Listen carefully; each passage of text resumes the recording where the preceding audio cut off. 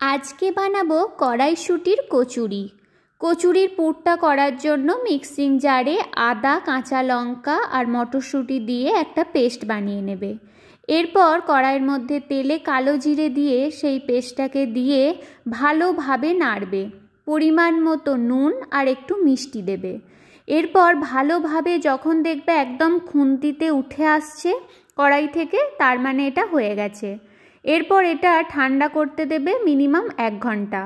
এরপর নর্মালি যেমন লুচি পরোটার ময়দা মাখে সেইভাবে ময়াম দিয়ে ময়দা মেখে রেখেছিলাম।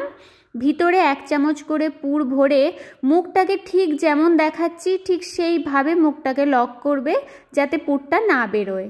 এরপর অল্প অল্প করে তেল দিয়ে আলগা হাতে বেলবে।